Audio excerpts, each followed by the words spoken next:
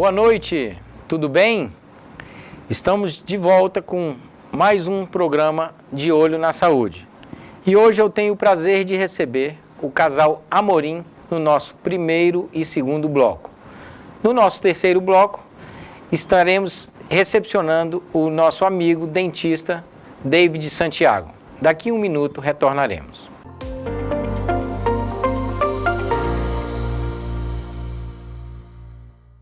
Há 97 anos, a Santa Casa atendeu a um chamado no coração da Amazônia. E desde então, se faz presente na vida do acreano. Hoje, nosso povo vive a sua hora mais densa. Dias de incerteza frente a uma pandemia. A Santa Casa ampliou suas instalações, criou novos serviços, modernizou seu laboratório e equipou um centro cirúrgico de excelência. E tudo isso é apenas para dizer: você pode contar com a Santa Casa da Amazônia, hoje e sempre.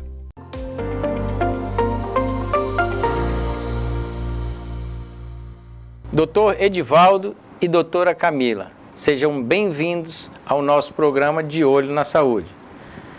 Vocês são ginecologistas e eu tenho o maior prazer em recebê-los aqui no programa.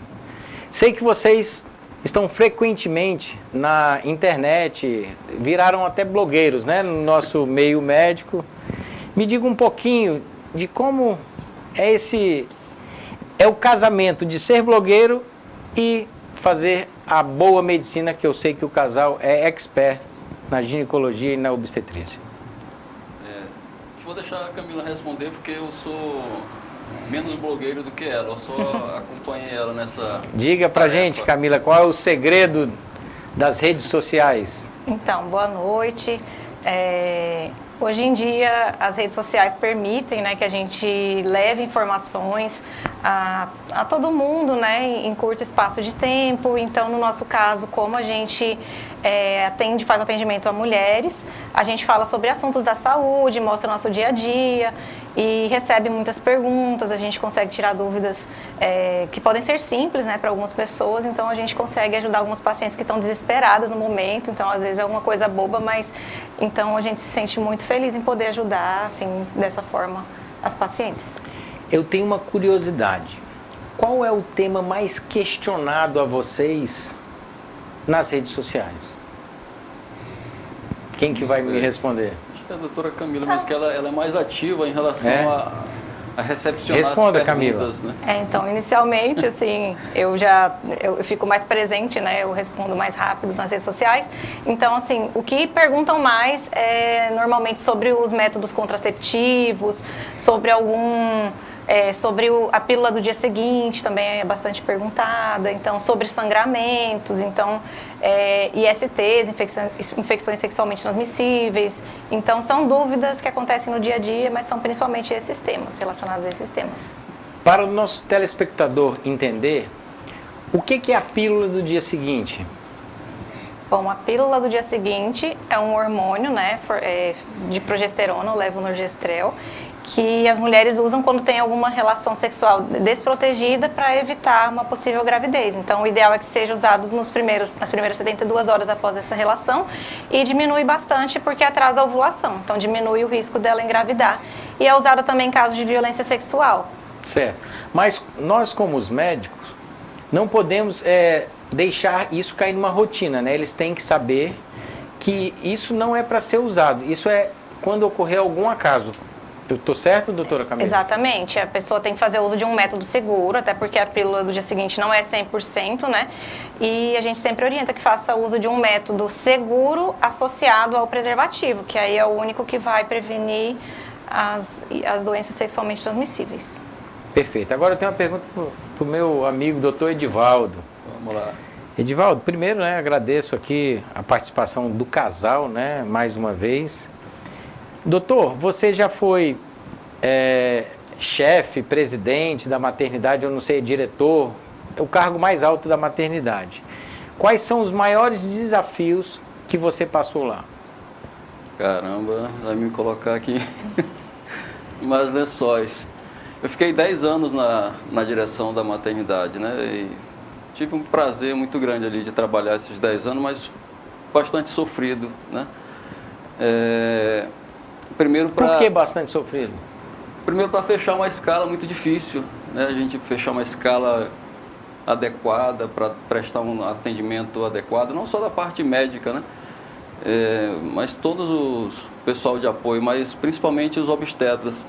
Pelo menos no meu ano, nos 10 anos que eu fiquei, foi muito difícil fechar a escala. Certo. E falta de material também, medicamentos, assim, a gente sofreu em algumas situações que, assim, infelizmente prejudicaram muito a atenção, né, adequada para os pacientes. Falta de leitos também, a maternidade sempre muito lotada, leitos insuficientes, né? A nossa maternidade tem praticamente 50 anos ou mais, né? E não aumentaram os números de leitos, né? E aí veio mudanças no Ministério da Saúde em relação ao atendimento à gestante, principalmente na hora do parto. Antigamente a gente tinha uma sala de parto, e aí a gente poderia ter aí 10, 20 pacientes ao mesmo tempo em trabalho de parto e todos iriam para aquela mesma sala ter o parto normal. E aí, a partir da humanização do trabalho de parto, do nascimento, a paciente agora ela deve ficar em um local onde ela vai estar no trabalho de parto, vai ter o parto e depois do parto também ela vai continuar. Então, ficou meio individualizado. Então, reduziu mais ainda a possibilidade de atender várias gestantes ao mesmo tempo, né? Então, tudo isso foi bem sofrido mesmo. Tá. E para o nosso telespectador que está nos vendo, qual é a rotina que deve ser seguida de uma mulher? A pessoa nasceu, está na infância, ela deve procurar o ginecologista em que idade, para quê e como é que deve ser esse encaminhamento ao longo da vida?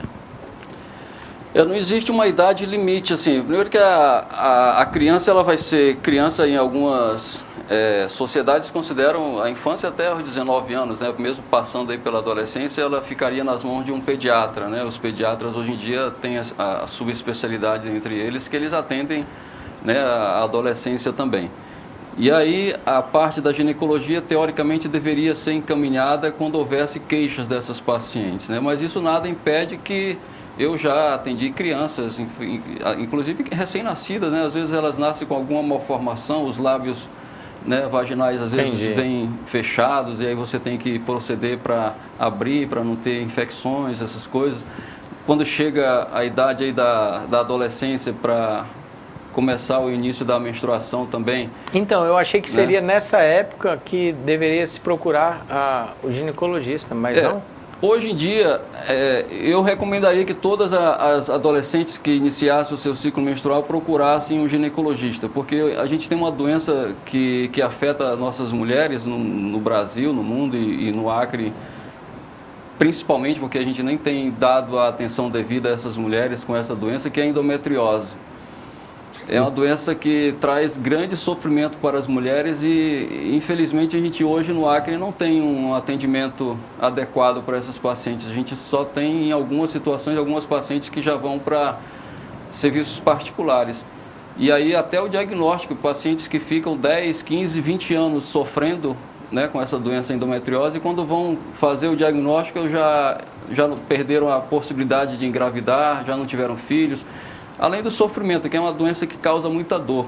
E a gente pode, na adolescência, já começar a investigar e tentar prevenir essa doença. Para o nosso telespectador entender, explique para ele o que é endometriose, o que acontece no útero da pessoa. Bem, a primeira coisa que eu queria deixar muito claro para as mulheres todas do Acre é que cólica menstrual não é uma coisa normal e natural, né? Muitas mulheres consideram, até médicos, né? Alguns... Eu também já considerei um dia como normal a cólica menstrual, né? E a cólica menstrual intensa, ela não é uma coisa normal. Ela, né, ela tem que ser, ela é o primeiro sinal de uma endometriose. E o que acontece? Muitas mulheres vêm com essa doença de endometriose, a única queixa é a cólica menstrual. E aí você faz todos os exames possíveis para investigar a endometriose, você não encontra nenhuma alteração em exame nenhum. Entendi. E a gente tem que fechar o diagnóstico só com a cólica menstrual. A endometriose nada mais é do que a presença... dentro do útero existe uma camada chamada endométrio. E esse endométrio, todos os meses, ele descama para acontecer a menstruação. E é o normal. Às vezes, existe parte desse endométrio que pode estar no útero Às vezes ele pode estar no intestino, às vezes ele pode estar nos ovários, nas trompas. Isso causa um processo inflamatório muito grande no abdômen da paciente, por isso a cólica, a dor intensa e também a infertilidade, que são as principais acometimentos que trazem essa doença. Perfeito. Estamos finalizando o nosso primeiro bloco e para o nosso segundo bloco eu vou deixar aqui em aberto uma pergunta para a doutora Camila. Quais são os melhores meios de se prevenir uma gravidez para quem não quer ter filho naquele momento?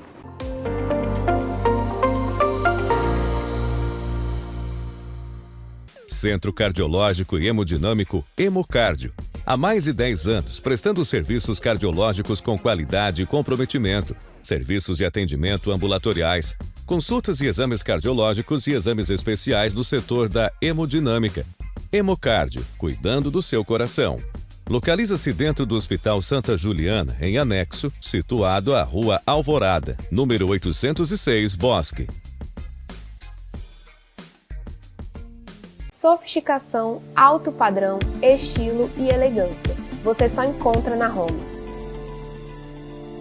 Móveis, decoração, cortinas, persianas e muito mais, com preços e condições imperdíveis. Parcelamos em até 18 vezes sem juros nos cartões. E o melhor, levamos tudo até sua casa ou escritório e montamos seu ambiente de acordo com a sua necessidade. Vem pra Home.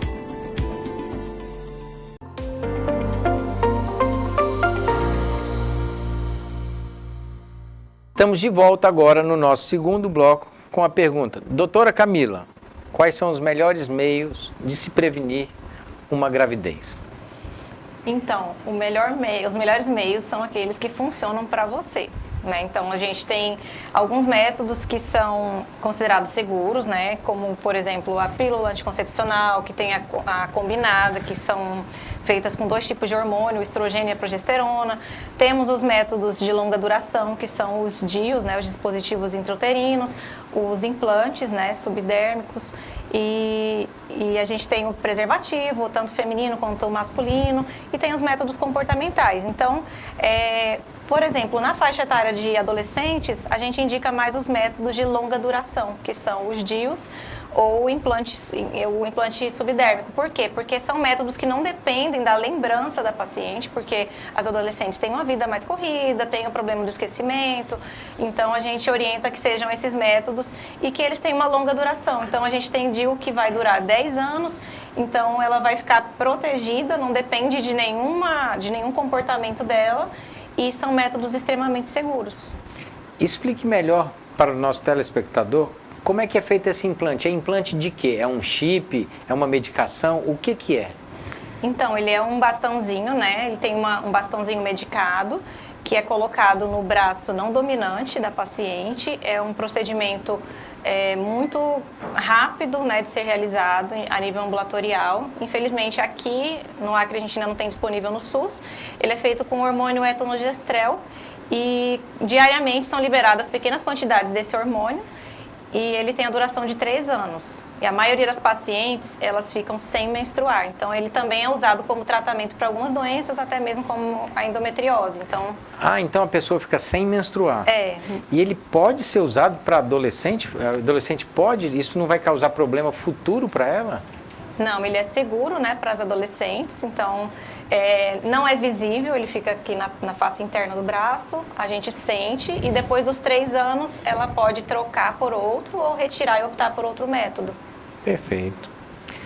Agora, eu sei que além de bons médicos, atuantes na área, eu não sei se vocês dois ou só o doutor Edivaldo, é professor da faculdade, procede, doutor? Isso, somos nós dois, somos professores. Né? Como é que é a vida de um professor dos nossos alunos de medicina, assim, aqui no nosso estado, que é tão carente? Vocês têm hospitais que consigam passar consigam dar uma boa prática para o nosso aluno? Como é que funciona?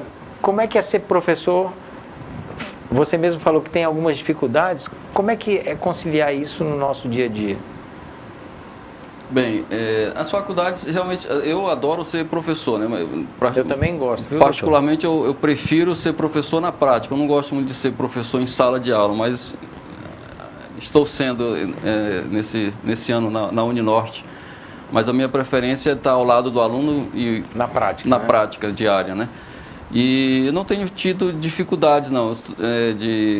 Eu já fui da UFAC, fiquei 7 anos na UFAC, né? Saí porque entrei no estado com 2 concursos, mas na Uninorte eu estou e realmente eu não tenho percebido nenhuma dificuldade, assim, nem técnica, né? De materiais.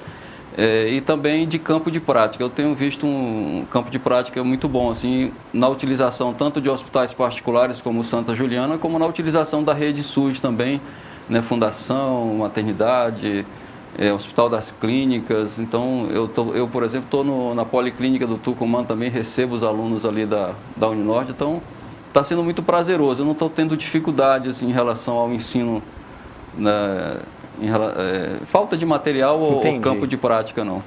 O preventivo, toda mulher tem que fazer todo ano? É verdadeiro isso ou não? Explica aqui para nós. Bom, então o preventivo, né, como o exame próprio diz, é um dos poucos exames que a gente pode prevenir o câncer, né, de colo uterino. Então, um dos poucos cânceres que a gente pode realmente prevenir. E por que a gente pode prevenir? Porque antes de virar um câncer, ele tem uma lesão precursora, que são as lesões, né, de baixo e alto grau. Então, o ideal é que as mulheres façam anualmente, independente de sentir algo ou não, porque tem muitas que perguntam... Tem uma idade? Como é que é? Existe uma idade mínima para fazer ou a pessoa que já teve relação todo ano tem que fazer? Como é que funciona? Então, o Ministério recomenda que seja a partir dos 25 anos, mas nós ginecologistas vemos muitos casos de pacientes com câncer com 20, 21, não são muitos casos, mas assim, acontece. Então, a gente vê que tem várias regiões que iniciam a vida sexual muito cedo, então a paciente tem uma exposição muito precoce ao vírus e pode acontecer sim dela desenvolver o câncer antes dessa idade. Então, o ideal é que iniciou a vida sexual, que ela já comece a fazer esse exame. Perfeito. E por falar em câncer, qual é o câncer mais comum? É o do colo do útero? É direto no útero? Qual que é o... Bem, no Brasil o câncer mais prevalente na mulher, assim, câncer feminino é o de mama, né? Mas em regiões menos desenvolvidas do Brasil, como a região norte, nordeste, ainda é o câncer de colo do útero, que é na verdade uma tragédia ser isso, porque é um câncer totalmente evitável, né? O câncer de mama, a gente tem a mamografia que não é para prevenir, é simplesmente para a gente rastrear e fazer um diagnóstico o mais cedo possível, né? Quando a gente faz a mamografia, a gente não está evitando o câncer, a gente está procurando diagnosticar ele cedo. E para né? prevenir, então, um câncer de mama, o que tem que ser feito? Bem, aí existem muitas controvérsias em relação a isso. O uso não de tem uma unanimidade. Não existe uma regra. Mas existe, por exemplo, alimentação saudável, atividade física, tudo isso melhora, né? Só que algumas mulheres, por exemplo, têm algo genético e aí, infelizmente, independente de medidas que ela venha a tomar, não vai ter muita diferença. Por isso a importância de manter a prevenção, né? Não a prevenção, o rastreamento do diagnóstico precoce. Já o câncer de colo do útero, esse sim tem prevenção. Infelizmente, o Brasil... No caso, é o exame de preventivo? Não, o preventivo também é para fazer o diagnóstico o mais cedo possível de lesões que ainda não são câncer ou diagnosticar o mais cedo possível. E qual seria a prevenção, Mas hoje a gente então? tem a vacina do HPV. Certo. E essa vacina do HPV é uma coisa que me fere na alma, assim, no coração, a guerra que houve aqui no Acre para prejudicar. Tem vacina sobrando nos postos de saúde porque as mães têm medo de levar os adolescentes para... Então, você que está nos assistindo, o ideal é que toda mulher se vacine contra o HPV, é isso? Exatamente. O Ministério da Saúde disponibiliza, principalmente para as adolescentes de 9 a 14 anos de idade, só que tem sobrando, e aí aquelas que já passaram dos 14 anos não conseguem, porque o programa só permite até os 14 anos. Então a gente tem adolescentes que... então quem tem mais de 14 anos não pode... Pelo SUS, não. A Entendi. gente, como na rede privada, a gente indica para todas as idades, né? Não existe idade, mas aí o Ministério da Saúde... né? Perfeito.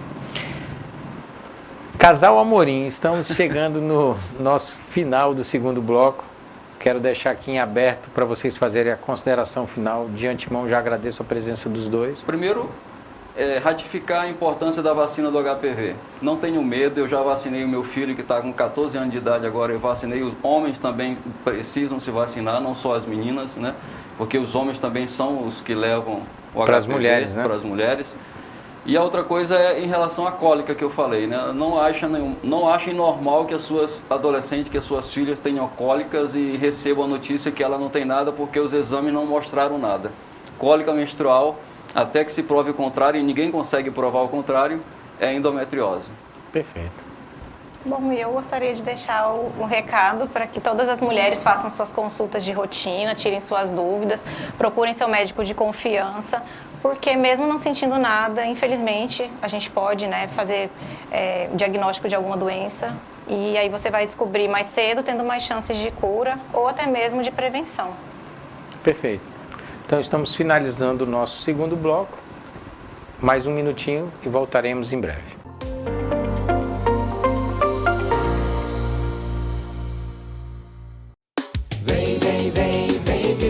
A prefeitura trabalhando bem pertinho de você. A prefeitura está presente no nosso dia a dia. Agora as ruas, praças e parques estão limpos, bonitos e bem cuidados. E até quem está mais distante do centro está tendo o cuidado que merece. Então vem também, vem aproveitar, vem viver Rio Branco. Vem viver Rio Branco, a prefeitura trabalhando bem pertinho de você. Prefeitura de Rio Branco, produção, emprego e dignidade. Hospital Oftalmológico Veloso, referência em saúde dos olhos com tradição e excelência na prestação de serviços, oferecendo a maior gama de serviços oftalmológicos do Acre, desde a consulta de rotina até os tratamentos mais complexos, como de glaucoma, córnea, retina, catarata, cirurgia refrativa, entre outros. Hospital Oftalmológico Veloso, completo cuidado para os seus olhos.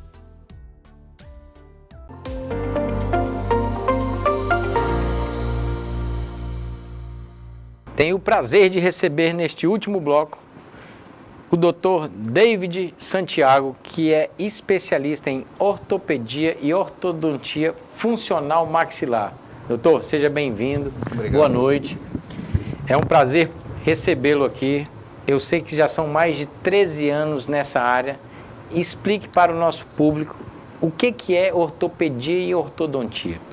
Muito bem, boa noite. Obrigado pelo convite, doutor Eduardo, senador Eduardo agora, satisfação gigante estar aqui no seu programa.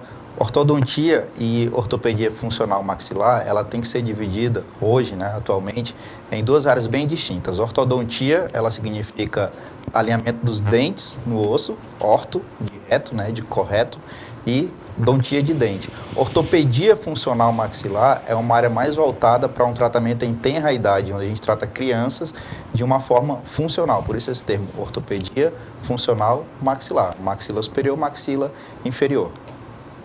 Perfeito. Então, doutor, eu percebo que eu tenho um filho e percebo que os dentes não estão tão alinhados. Esse é o momento certo de procurar um especialista ou tem uma idade? Sim, existe uma novidade, né, vamos dizer assim, no mercado, porque quando é coisa de 50 a 80 anos para cá, eu chamo de novidade, que os tratamentos de saúde, eles vêm desde de séculos bem passados. Então, quando eu percebo que existe uma má formação, tanto dentária como das bases ósseas do meu filho, eu tenho o queixinho muito para frente, ou tem aquela classe 2, onde a parte superior é um pouco mais para frente e o queixinho é mais retruído, a gente já pode procurar um especialista em ortopedia funcional maxilar para a gente conseguir tratar ainda nessa idade mais imatura, porque a gente consegue ter mobilidade óssea. Numa fase mais madura, ou seja, numa fase mais adulta, a gente já não tem mais como fazer a manipulação, redirecionamento do crescimento das bases ósseas. Por isso que quanto mais cedo procurar, melhor. Desde 0 até 12 anos já é possível fazer tratamento. Ou seja, então o pai que perceber que o filho tem algum desvio, percebe alguma alteração, ele já deve então procurar o ortopedista? Já deve, de imediato, para a gente aproveitar essa fase de crescimento. É uma criança que tem um gene já no DNA dela para crescer com a classe 3, tem um pai uma mãe que tem aquela tendência de classe 3, aquele queixinho mais para frente. Ou seja, a genética influencia, então? Influencia bastante, porque se essa criança tem essa genética de ter aquele crescimento de classe 3, essa criança está condenada a crescer e ter essa classe 3 lá na frente, é nesse momento que de 0 até 12 anos a gente tem uma explosão de crescimento ósseo e a gente pode, através da OFM, redirecionar esse crescimento e não deixar aquela criança fadada a ter essa classe 3. Eu, no passado, usei e realmente a genética funciona. Meu filho veio com esse mesmo problema, os dentes da frente, eles eram mais protusos, tipo aquele coelho, né? Falar. Sim, é a classe 2. E ele está usando esse que você falou, Invisalign. Invisalign. E esse Invisalign, ele corrige só os dentes ou faz essa parte de ortopedia também? Pouca coisa. O Invisalign, ele também corrige alguma coisa na fase ortopédica, mas ele é mais voltado para o alinhamento dentário. A gente está até fazendo propaganda para a marca. Na verdade, são alinhadores invisíveis. O Invisalign é a primeira empresa que divulgou isso no mercado, de uma forma de um marketing grande. E aí a gente, igual a história do Bombril e palha de aço. A gente fala assim, vai comprar Bombril, mas palha de aço, não, Bombril é marca, né? Então, o Invisalign, ele trabalha também alguma parte ortopédica, mas ortopedia mesmo é em tenra idade, crianças novinhas, com 1 ano de idade até 12 anos já tratando. Isso sim é ortopedia funcional nua e crua. Ortodontia, alinhamento de dente, que o Invisalign costuma trabalhar mais. Que é o foco maior dele, né? Existem aparelhos personalizados e temáticos? Existe. Como é que funciona isso? A criança, ela vem no ambiente consultório hospitalar muito apreensiva para fazer um tratamento, né? Com certeza, então, meu filho foi... No início é um choque, né? Assim. Um mundo totalmente diferente para a criança. Vai chegar lá e ser recebido uma pessoa com máscara, com gorro, com jaleco, ela já vai esperando o pior ali. Então, quando você humaniza esse tratamento, você traz um mundo que é mais próximo das crianças, que são as personalizações de aparelho. Criança gosta do Homem-Aranha, criança gosta dos Vingadores, gosta da Frozen, gosta da Turma da Mônica. Quando você insere esse mundo mais próximo dela para o tratamento, você consegue ter a colaboração mais eficaz dessa criança. Então é comprovado. Vocês viram, né, alguns modelos aí que passou para o nosso telespectador. Hoje, então, a criança pode escolher. Eu gosto da Frozen, aí, eu gosto do Homem-Aranha, Então, ela tem esse direito de escolher lá no seu tratamento. É muito legal a gente observar isso, porque ela sai daquele momento de apreensão, de estar entrando no consultório para fazer um tratamento, e aí ela entra num período agora de ansiedade para chegar o aparelhinho dela já com sua personalização, que ela fica louca para usar. Então, foi muito legal observar essa mudança quando a gente começou a personalizar os aparelhos, de a criança passar a ter uma vontade de colaborar, porque o aparelho de ortopedia funcional são aparelhos soltos. Então, se a criança perder o interesse, ela tira da boca e não quer mais usar, e se os pais não tiverem esse controle, ela deixa de usar. Com a personalização, a gente ganha esse entusiasmo deles de estar com o personagem dele lá, impresso no aparelhinho dele, e ele colaborar melhor para o tratamento. Realmente a mudança, né, que acaba sendo uma mudança de face mesmo, a pessoa muda até o sorriso, né? Com isso melhora, eu acho que ela se sente melhor na sua autoestima. Com certeza. Doutor, infelizmente estamos terminando o nosso terceiro e último bloco. Eu queria deixar aqui em aberto para o senhor fazer as suas considerações finais. Muito obrigado pela sua presença, tá? E fique à vontade. Muito obrigado, doutor Eduardo, pelo convite. É uma honra estar aqui representando a clínica Specialities Kids. Nós temos esse cuidado de humanizar os nossos tratamentos e para a gente vai ser sempre uma honra, sempre que for convidado, estar aqui para esclarecer a nossa população, as nossas crianças, a qualquer tipo de tratamento realizado na clínica Specialities. Muito obrigado. E a você que está nos assistindo, estamos chegando no nosso final de mais um programa De Olho na Saúde. E não esquecer de agradecer aos nossos colaboradores, aqui a Home Design, que deixou esse, um canto da minha casa, né? Aqui, quando eu estou em gravação, eu me sinto como se eu estivesse em casa. Agradecê-los e a você que está nos assistindo, meu muito obrigado e até semana que vem. Fiquem com Deus.